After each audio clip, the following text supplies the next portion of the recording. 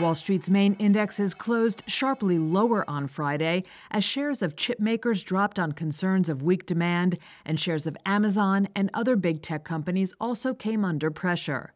The Dow shed about 0.8%, the S&P 500 dropped 1.2%, and the Nasdaq plunged 1.5%. Chip equipment makers Applied Materials, Lam Research, and KLA Corp all dropped more than 4% after Reuters reported that fellow chipmaker TSMC asked its major vendors to delay deliveries due to concerns about demand. Others, including NVIDIA and Broadcom, also fell, pulling down the Philadelphia Semiconductor Index. Treasury yields edged higher ahead of the Federal Reserve policy meeting next week, with the central bank facing a strong U.S. economy and inflation that remains above its 2% target. Among growth stocks sensitive to higher interest rates, Amazon and Microsoft each lost more than 2%, and Meta Platforms declined 3.7%.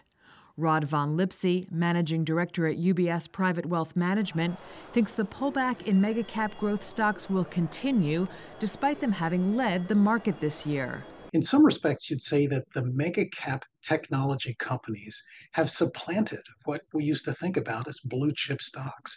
They now seem to be the source for international stability and security. That's where the money seems to be flowing. But we think that that trend is about to end. When we look at the valuations and we look at how much has gone into those sectors, we really do think that things like US IT is very, very overvalued. And just today, UBS CIO has basically put that sector in our least preferred segment. In other company news, SoftBank's ARM holdings fell 4.5% after a stellar Nasdaq debut on Thursday that rekindled expectations of a turnaround in the initial public offering market. ARM's strong debut prompted grocery delivery app Instacart to raise the proposed price range for its IPO to target a valuation of up to $10 billion.